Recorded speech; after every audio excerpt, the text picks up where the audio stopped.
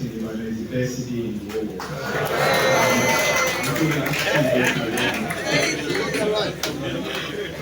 Distinguished guests, Mr. Chairman, distinguished guests, ladies and gentlemen, I will not be brief.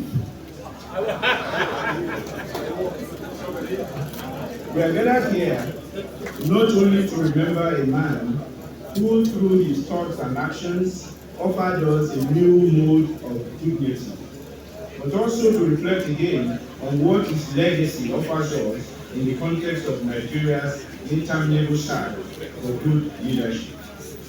As the politics tumbles from one era to another tragedy in the so-called nation-building efforts, it is remarkable that we must return to contend with the ideas and the practical demonstrations of leadership of the man with whom Nigeria has been having an unending conversation, Chief Odiwuor.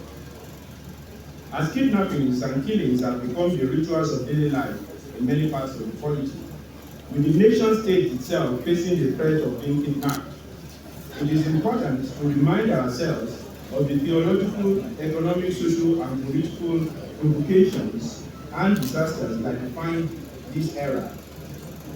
To remind ourselves that these provocations and disasters that define this era are mere manifestations of Nigeria's refusal to reconcile itself to the fundamentals of how to build a good society, as well as an egalitarian federal democracy, which Odiwuor, more than any other political thinker in our country's history, articulated and for a few years demonstrated with long-lasting impact. At the core of the crisis that has engulfed the polity for several decades now is a leadership crisis. This is the reason I would like to reflect today on leadership and what I call Awolowo theory of action in the context of his devotion to politics as future making. As we experience what would seem to be the normalization of an internal security landscape in which there is a convergence of jihadist insurgency, communal grievances, some under the name of banditry, secessionist agitations, and criminal economies, those who are not familiar with Awolowo's insight and foresight would need to be reminded that the man with the round frame glasses had warned the ascendant political order of his age that if there was no course correction, what we are experiencing now would constitute their generation's endowment to the political geography that President Rizal imposed in the heart of Africa. As I reflected on this lecture, it struck me that most of what Awolowo has been celebrated as well as criticized for concerns the past, though the man was, during his lifetime, mostly concerned with the future. The past was only a useful background for him in redetermining the future. Thus, it's an irony that while this deeply divided country continues to be bogged down by the politics of the past and the conflicting and contrasting narratives of who wronged whom in the past and how we arrived here, what it truly needs is a reflection on the postulations of a man who almost always emerges from our past to constantly remind us about the possibilities of our collective future. For Howell, history making was in the service of future making. Some have said that Awolowo came too early for Nigeria. I disagree. He was a man whose most important life mission would be said to have been one of future making. Leaders who are future makers never come too early. This is partly why Chief Awolowo remains relevant today. When we talk about Awolowo's theory of action and his leadership qualities, which remain unrivaled almost 4 decades after his passing, we are gesturing at the fact that ultimately he was a man concerned fundamentally with Nigeria's future, Africa's future, and indeed the future of the black people of the world.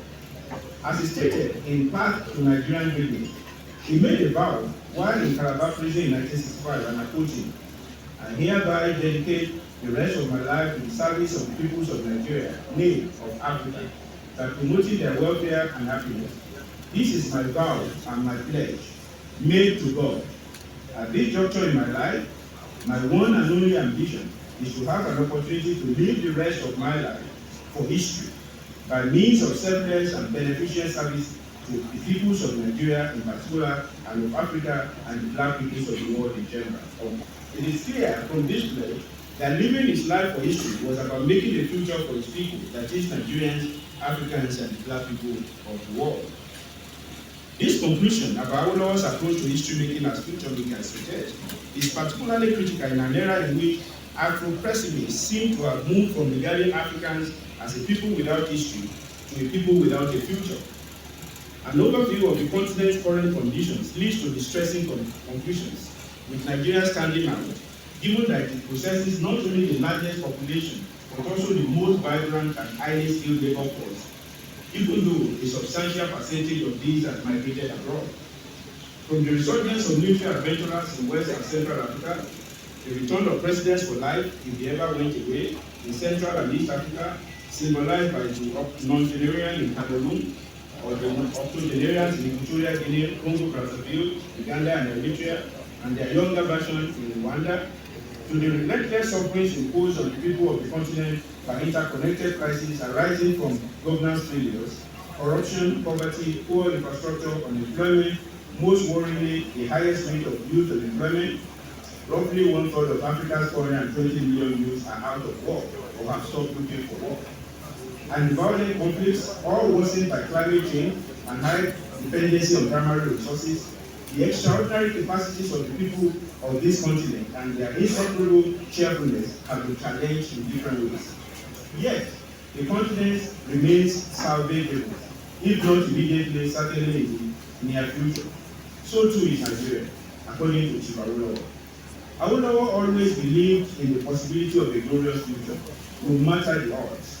This is based primarily on his modernist outlook, which underpinned his progressive politics. Thus, to reflect on the future making that was central to Awolowo's public project as a pathway to his theory of action does not constitute a simple political ethical response to the tragedy that Nigeria has experienced, or what even in much better times was described as the squandering of riches. Rather, it is to provide us with a programmatic idea and ideal of what is to be done when the polity and its people confront such a tragedy. Moral outrage, while important, is not sufficient. Awolowo showed this clearly throughout his political career. What is important is always to imagine a better future, no matter how bad things are. He was constantly asking, what are the possibilities of a better future? This is why I have decided to focus today on politics as future making, using Chief Awolowo's ideas and his public career as a heuristic lens to examine Nigeria's unending search for effective leadership. This idea of politics as future making will represent a paradox, given that classically, politics is the art of the possible.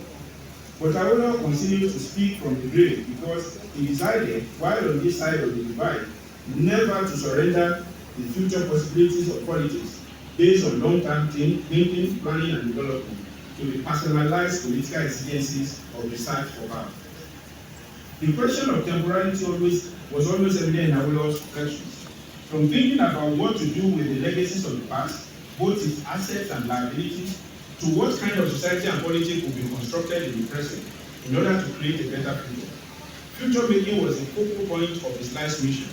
I think, therefore, that it is important that we use this to reflect on his legacy and re-evaluate the leadership challenges facing Nigeria. Awolowo looked back only to look forward. He acted in the present of his time only to ensure a better future for his people. Thus, for him, the future constitutes, to use the language of some philosophers, an awakening of the present. In this sense, the past, present, and future are less about being, that is, who or what we are, but about becoming, that is, our future possibilities. This was why he was a man of incredible hope for the possibilities of a new dawn. We recall again his 1963 allocutions, partly in lamentation about what had become and could become the loss of what he described as this great federation. Awolowo stated, and I quote, "For some time to come, the present true light of democracy, individual freedom, and the rule of law will change, or might change into utter darkness. But after darkness, and this is a common place, comes a glorious dawn." Unquote. It's important to note here that, contrary to what might seem evident in Nigeria's political history, Awolowo believed that in the ultimate triumph of good over evil, and he thought that that was only commonplace.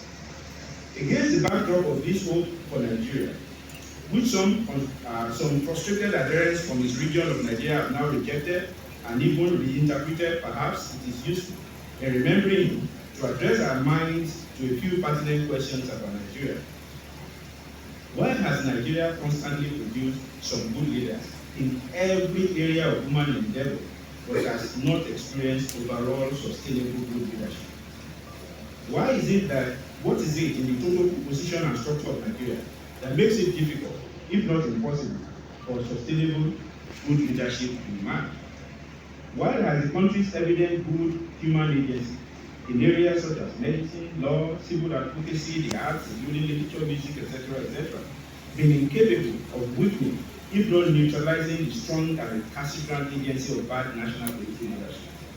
Mr. Chairman, I will be modest by suggesting that I have some answers, but I do. I intentions raised by Awólọ́wọ́'s ideas and practice. I therefore invite reflections on these questions in this forum as we commemorate a man who devoted his entire political career not only to addressing these questions, but also to demonstrating the limitless possibilities of good leadership. Let me quickly explain what I mean by future looking. It is a proactive, thought-based, and practice-oriented process of conceiving, shaping, enacting, and propelling desired future states rather than merely predicting and imagining them. This process of conceiving a collective future and enacting the conditions that will produce such a future involves 1, founding, or what others call active creation, and 2, defining the goals and purposes of that collective future, and 3, designing the strategies and tactics necessary for achieving the goals and purposes of that collective future, and lastly, mobilizing the people through various means, including electoral politics, to march towards that future. Awólọ́wọ́'s vision of the future was captured by the slogan of his fourth political party, the Action Group: freedom for all, life more abundant. This was the impetus for the Yoruba's localization, so to put it, of that universal idea as Adebanwi. In the 1950s, this was a revolutionary idea that made Awólọ́wọ̀ an enemy to local and foreign forces that would later combine to ensure that he never became Nigeria's leader. In Awólọ́wọ̀'s egalitarian vision, equality of good fortune through shareable social projects for all citizens without presupposing equality of outcomes is within the capacity of the modern state. But those who could not accommodate, who could not contemplate such a world, asked from him, freedom for all and life more abundant for everyone? Where would that place those of us who are enjoying age-long privileges based on religious and cultural authority? The children of the poor peasants and the children of the high chiefs and high clerical authorities will be provided with a level playing field in which they can all thrive? What a dangerous idea. Such worries, expressed or acted out in various ways by Awólọ́wọ̀'s adversaries, sparked a clash of visions of Nigeria and the temporary political and electoral defeat of Awólọ́wọ̀'s vision, despite its notional and even ideological triumph. Indeed, one could argue that while the worst of political leaders no longer challenge Awólọ́wọ̀'s egalitarian vision in principle, even while working hard to ensure that it will never become dominant or paramount at the national level, Nigeria continues to face challenges of good leadership precisely because of the failure of the dominant political elite to embrace this vision. Yet, paradoxically, it is evident that Awólọ́wọ̀'s vision of an egalitarian society has fueled all the struggles to build a better society and polity in the post-Awo years, from the protests against structural adjustment, the June 12 struggle, through the Bring Back and Guest campaign to the NSAS protest. I return to the central question: why has Nigeria, despite having produced such great and good leaders in politics, some of whom are present here today, in different areas of socio-economic life and at different levels, failed to produce sustainable good leadership? About 4 decades of sustained engagement with Awólọ́wọ̀'s thoughts through his writings and speeches, combined with my study of Nigerian history and politics and society, have led me to distill 4 cardinal reasons why it has been difficult for the polity to produce sustainable good leadership and transform this suffocating Guardian enterprise into one in which there is freedom for all and life more abundant. The first is the nature and dynamics of state composition. In his career and published works, Awólọ́wọ̀ devoted considerable effort to analyzing and understanding how we arrived at the pre-independence era. This included the legacies of Nigeria's various ethno-cultural groups, particularly in its own region. This analysis included the liabilities and assets of the past. This formed the backdrop for his critical political analysis of the colonial experience. Then this formed the basis of his examination of the nature and dynamics of the inherited post-colonial state. The fundamental challenge of such post-colonial state as Nigeria, especially given the nature of its ethno-regional composition, the inequalities and inequities built into the system not only by the British but also by the differential exposures of different peoples and regions to the Enlightenment project, and their different degrees of readiness to surrender parts of their ethno-cultural heritage that were incompatible with the march of human progress. All of this considered the basis for Awólọ́wọ́'s reflection. Indeed, this was why he called Nigeria a geographical expression, even as he recognized the potential for good leadership to transform the nature and dynamics of that composition. Thus, Awólọ́wọ̀ theorized and later articulated what needed to be done, not only to end colonial rule, but also to institute a new form of government, grounded in the best legacies of the Enlightenment. He also linked these to the best cultural legacies surviving from the histories of Nigeria's different regions to build a workable federal democracy and a welfare state. For him, at this point in the 1950s and 60s, the ideological and political basis of these were the triplet instrumentality of constitutionalism, federalism, and democratic socialism. The second challenge to building good leadership is the nature of the political economy. Though Awólọ́wọ̀ devoted a considerable amount of time and his life's work to understanding, analyzing, and then articulating the nature of Nigeria's political economy, at the point in the 1950s and up to the late 1960s, when he published some of his most important works on the subject, agriculture was the backbone of Nigeria's economy. It also dictated the nature of regional and federal revenue, and to that point, the structure of Nigeria's fiscal federalism. But as crude oil displaced agriculture, both fiscally and culturally, Awólọ́wọ̀ foresaw the dangers that the emerging ethos of national aid would pose to the future of the polity. For those in power and the core of the political elite did not heed the warning. As petrodollars flowed into the national cover, not only did the military in power tilt the structure of federal revenue towards dispossessing the constituent parts and the poor masses, but the emergent fiscal federalism became that only in name. Despite their flaws, the moderation and relative fiscal sense of proportion of the leaders of the First Republic gave way as the oil-based political economy transformed not only the leaders, but also the broader elite formations, the middle class, and even some segments of the working class into a completely socio-economic and political formation. When in the early 1970s, the Nigerian leader reportedly said Nigeria's problem was not money, but how to spend it, the elite led the people into an era of spend first and think later. Investment in the future, both in the fiscal and social sense, was not considered, and in less than a decade, the oil boom turned into a boom. However, before that happened, a prodigal political economy had affected not only the social and cultural environment, but also our politics. Deliberate and process-oriented leadership was no longer desirable.